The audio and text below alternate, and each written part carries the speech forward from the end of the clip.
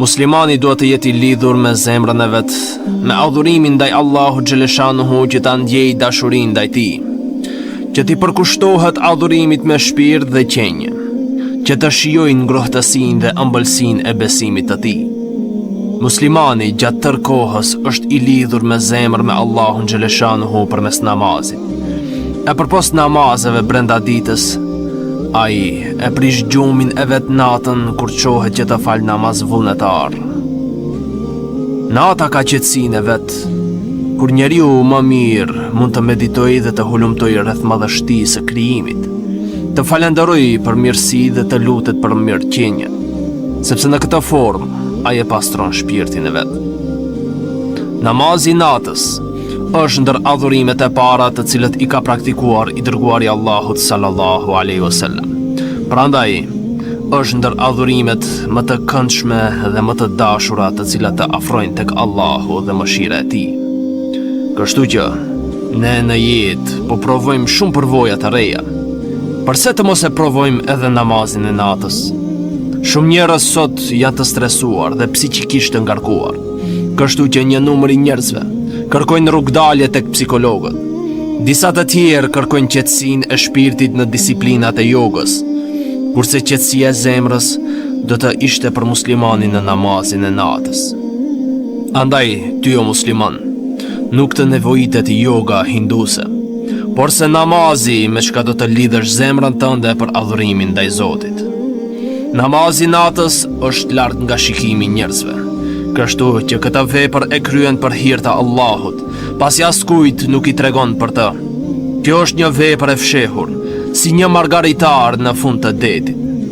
Edhe namazi I natës është një margaritar në zemër të besimtarit, I cili sinqerisht adhuron Allahun xhaleshanuhu.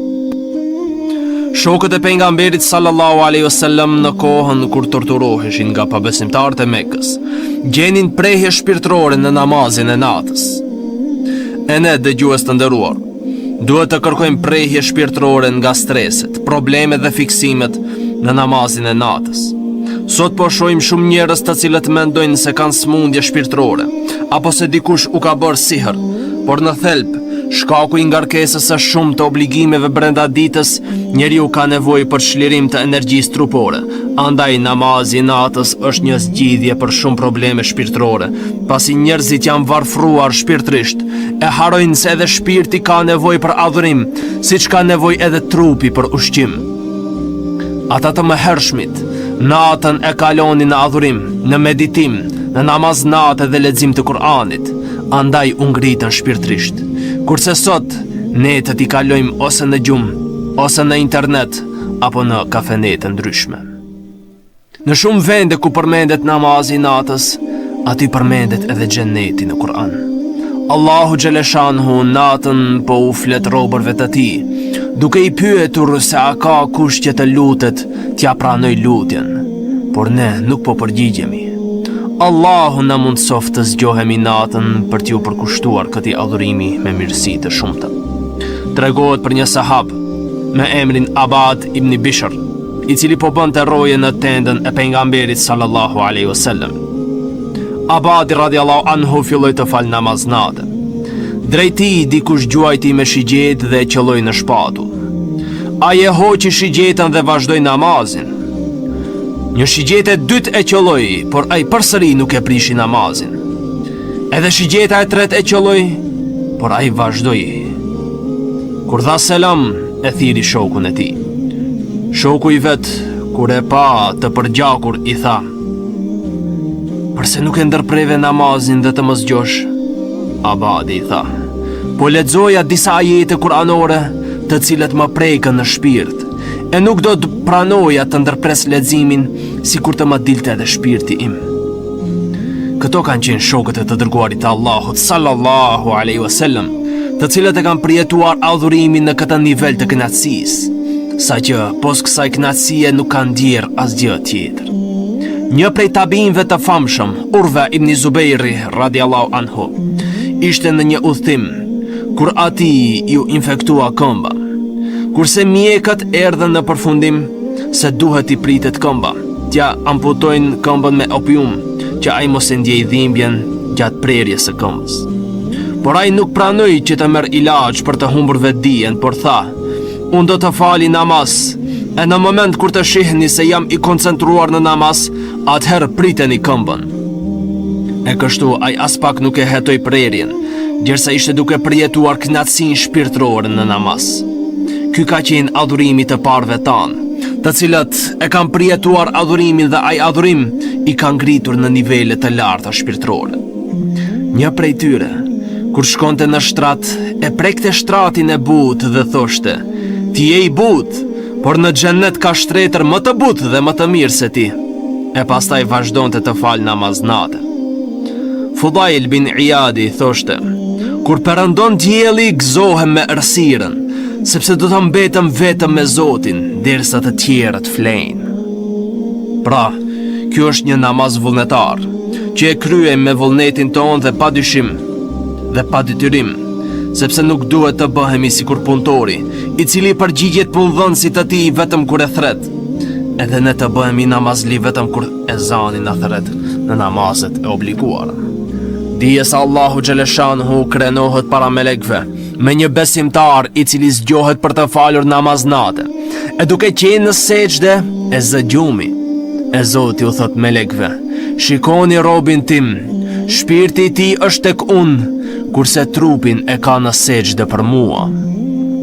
Duhet ta kesh të qartë se gjatë namazit të natës ti je duke trokitur në derën e mbretit të mbretërve. E nëse troket vazhdimisht, dije se ajo do të hapet dhe do të plotësohet ajo që kërkon. Në namaz të natës, vëmendja është më mirë e përqendruar, sepse falemi në errësirën e natës, kur asgjë nuk na preokupon. Andaj mundësia për të kuptuar domethënjet e Kur'anit është më tepër e mundshme, nga se ditën njeriu është i ngarkuar psikikisht, me shumë aktivitete dhe punë, lëvizje të njerëzve, zhurmë, saqë ndoshta edhe në namaz nuk është i koncentruar sa duhet. Tregohet se një person nuk ju kujtohej se ku e ka lënë çantën e tij. Kur duke u falur, i u kujtua dhe dërgoi djalin e vet që të shkojë te filani ta merr çantën. Biri tha: "Kur të kujtoa vendi i çantës?" Baba ju përgjigj: "Duke u falur." Biri tha: "Baba, ti në namaz apo kërkoje çantën apo kënaqësinë e Zotit?"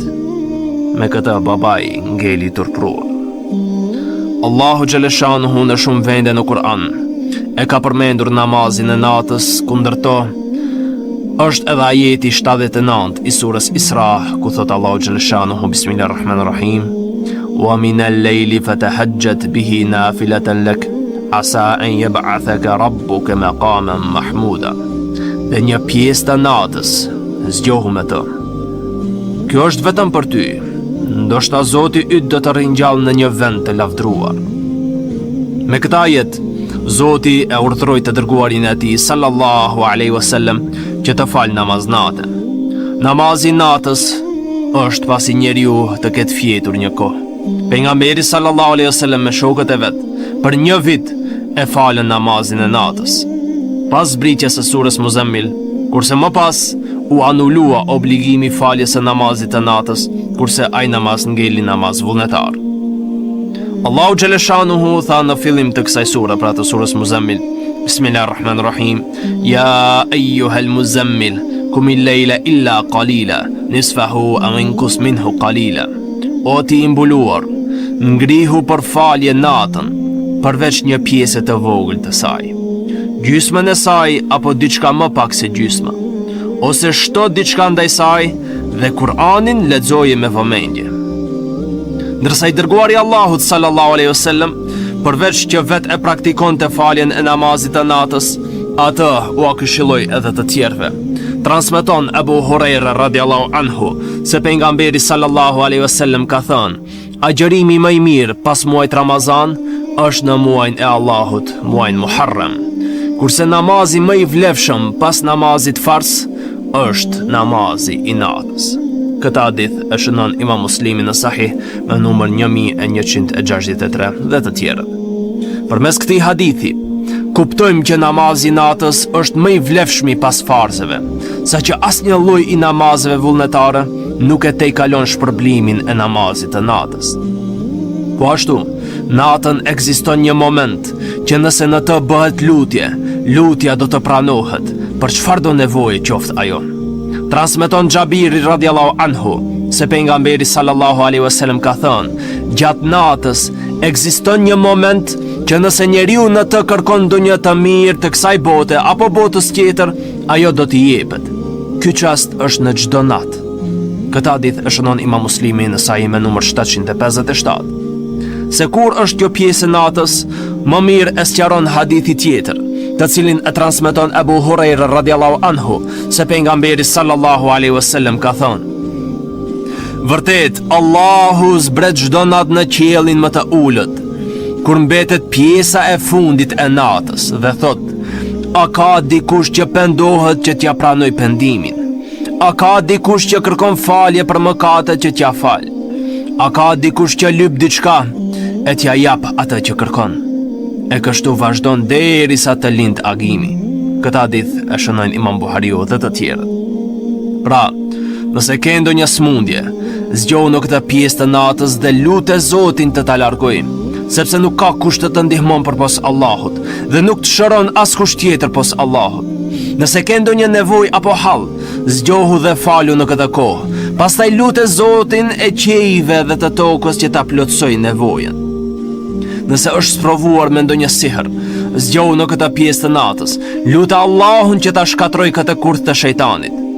Për çdo gjë që ta lutësh Zotin, do të përgjigjet.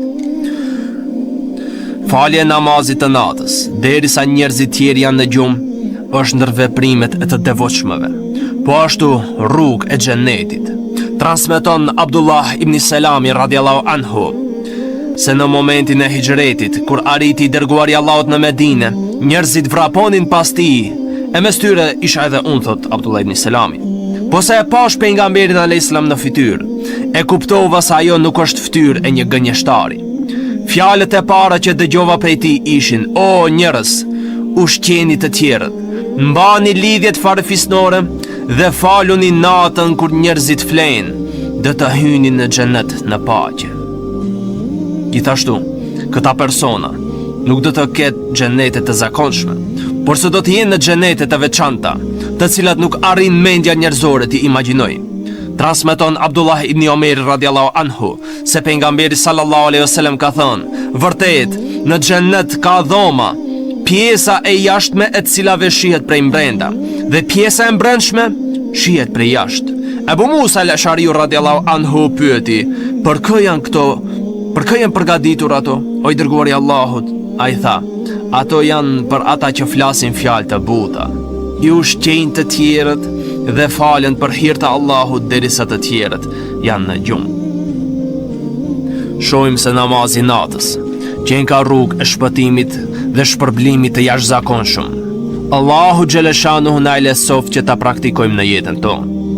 E nëse nuk arrim të zgjohemi, le të dim se jemi ndotur me ndotjen dhe mbeturinën e shejtanit, i cili hedh mbi ne ndotjen e vet që ta kaploj besimtarin për tatësia dhe mërzia. Transmeton Abu Huraira radiallahu anhu se pejgamberi sallallahu alaihi wasallam ka thënë: kur bini për të fjetur, shejtani te çdo njeri prej jush lidh nga 3 nyje. Gjatë lidhjes së secilës, thot, para teje është nata e gjatë, prandaj flej. E nëse zgjohet që ta përmend Allahun, zgjidhet njëra nyje. Nëse pastaj ngritet dhe merr abdes, zgjidhet edhe nyja e dytë. Nëse krahas kësaj edhe falet, atëherë do të zgjidhen të gjitha nyjet dhe do të zgjohet i hareshëm. Nëse nuk e bën këtë, do të zgjohet i badisponuar dhe i rënd. Këtë hadith e shënon Imam Buhariu dhe Imam Muslimi në sahihet e tyre. Po ashtu, namazi natës do të jetë mburoj në natën e varrit, prej dënimit të varrit, ku transmeton Abdurrahman bin Samura radiallahu anhu se pejgamberi sallallahu alaihi wasallam ka thënë: nëse i vjen dënimi nga këmbët në varr, vjen namazi natës dhe e mbron prej tij. Nëse i vjen nga duart, e mbron sadakaja. Dhe vazhdon hadithi me radhë. Namazi natës është më i vlefshëm të bëhet në mënyrë të fshehur, e jo publike, që njeriu të ruaj sekretin e tij mes vetes dhe Zotit. E mos të e bëj publike, që mos ndërhyj shejtani për ta prishur veprën. e në zemër t'janë gjallë dëshirën për t'u dukur para njerëzve me ibadete. Kështu namazi natës, karshi ati të ditës, bëhet më i vlefshëm, siç është më e vlefshme sadakaja dhe në fshehur në krahasim me atë që jepet publikisht. Nuk duhet të veçohet vetëm nata e xuma për namaz natë, por atë mund ta bëjmë në çdo natë. Po ashtu namazi natës mund të falet nga 2 rekate, por mundet të falet edhe me nga 4 rekate, saqë numri i rekateve mund të bëhet deri në 10 rekate ose aq sa kemi mundësi, sepse vetë i dërguari Allahu sallallahu alaihi wasallam kur falej natën, falej aq shumë saqë edhe këmbët janë ënjtur. E kur është pyetur pse vepron kështu, ai ka thënë: "A mos jam rob falendërues?" Namazi natës mund të falet me zën, por edhe në heshtje. Është e preferuar që të zgjojmë edhe antarët tjerë të shtëpisë, që të falin ndonjë rekat të namazit të natës, por edhe fëmijët, ku në një hadith Ibn Abbas radiallahu anhu si i vogël është falur pas pejgamberit sallallahu alaihi wasallam. Në namazin e natës mund të lexojmë Kur'an sa të dëshirojmë dhe ta zgjasim sa të dua, sepse vetë Anas ibn Malik radiallahu anhu tregon se është lidhur në namaz natë pas pejgamberit sallallahu alaihi wasallam, e ai ka lexuar surën Bakara, Ali Imran dhe Nisa brenda një rekati. Nëse është i përgjumur, duhet të flenjë, që mos filloj të ngatroj leximin e Kur'anit, apo në vend që të lutet për veten, ta mallkoj apo të lutet kundër vetvetes. Nuk duhet ta bëjmë praktik vetëm një kohë duke u lodhur veten, e pastaj ta praktisim, sepse pejgamberi sallallahu alaihi wasallam i tha Ebu Dardas: "Mos u bën, tha, si filani i cili filloi të falet natën e pastaj e la e praktisi atë."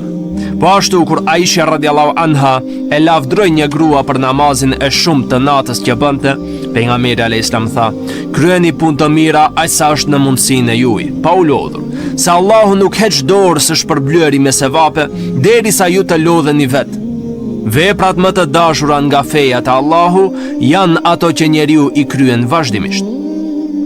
Nëse njeriu e bën një jetë që të zgjohet për namaz natë, por nuk i del xhumi, sa që arrin namazi sabahut, e ky nuk ka mundur të zgjohet për namaz natë, Zoti i shkruan shpërblimin sikur të ishte zgjuar dhe të ishte falur, edhe pse ky ka fjetur.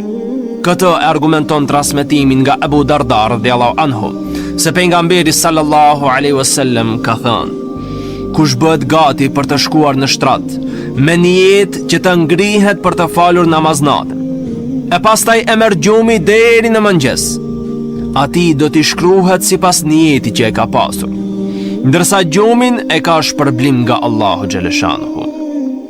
Këtë hadith e regjistron Ibn Majah në Sunan me numër 1344 dhe Nesaiu në Sunan me numër 1783. Por nëse kemi problem të zgjohemi për namaz natë, atëherë duhet të ndërmarrim disa hapa që të arrijmë të zgjohemi, si për shembull të bëjmë alarmin, të hamë më pak darkë, barku të jetë më i lehtë, sepse ai që han shumë edhe flen shumë. Mos të lodhet tepër gjatë ditës që të mund të zgjohet natën më lehtë. Largimin nga mëkatet, sepse thot edhe Sufjan al-Thauri, largohun nga mëkatet ditën që të mund të zgjohesh natën. Është mirë të fillohet gradualisht, duke falur në fillim nga 2 rekate, e më pas të shtohet numri, sepse shumë njerëz e fillojnë namazin e natës duke u falur tër natën për disa ditë e pastaj e braktisin të tërën, duke mos arritur të falë më pas as 2 rekate namaz natë. Sa i përket këtij namazi, ky namaz duhet të falet në shtëpi, sepse për namazin e natës nuk ka transmetim se pejgamberi sallallahu alaihi wasallam të ketë tubuar ose të ketë ftuar njerëz për ta falur me xhamat.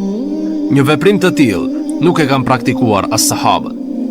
Në bazë të kësaj dhe shumë argumenteve të tjera, dietarët e mëdhëbit Hanefi kanë formuluar qëndrimin se falja e këtij lloji të namazit me xhamat në xhami është veprim i urryer, pra është mekruh, sepse është në kundërshtim me praktikën e pejgamberit sallallahu alaihi wasallam, sahabëve dhe me parimet e përgjithshme të Islamit.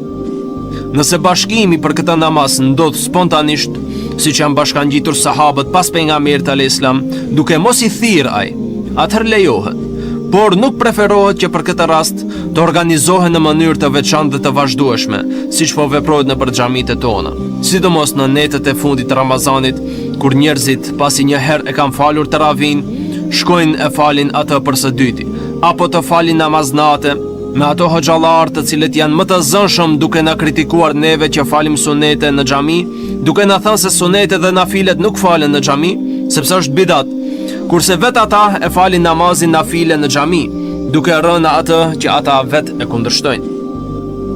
Shpesh haset në këto xhamate që prezantojnë edhe gratë, kur dihet se prezenca e gruas pas mesnate në xhami është me grua, sepse në këtë kohë apo në kohën e sotit, as meshkujt nuk janë të sigurt të ecin vetë pas mesnate, e lërë me femrat e reja.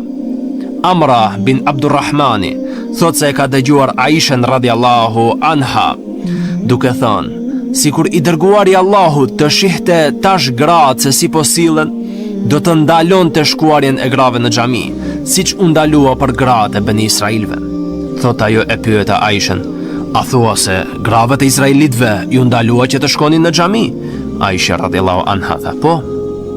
E kur kjo gjendje ka qenë në kohën e Aishes radiallahu anha, çka do të themi për kohën e sodit, kur fitneja është në kulminacion? Këtë hadithin të cilin e përmendi Aisha radiallahu anhu e shënon Imam Muslimi në Sahih me numër 445. Aisha radiallahu anha dhe Zeid bin Thabit radiallahu anhu transmetojnë se pejgamberi sallallahu alaihi wasallam nafilet i ka falur në shtëpi.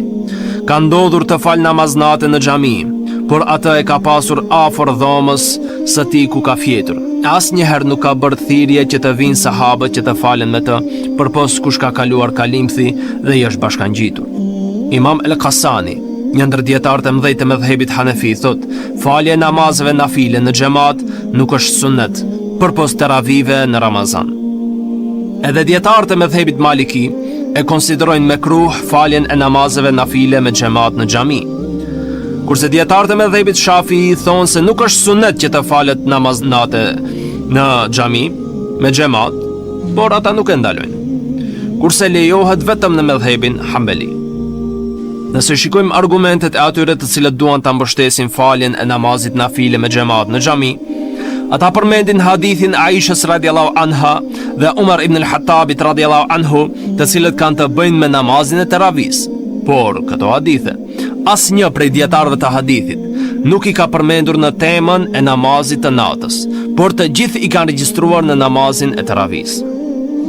Ata që thonë se kjo veprohet në Mekë dhe Medinë, pra atje falet namaznate me xhamat, duhet të dimë se ato nuk paraqesin argument në shariat.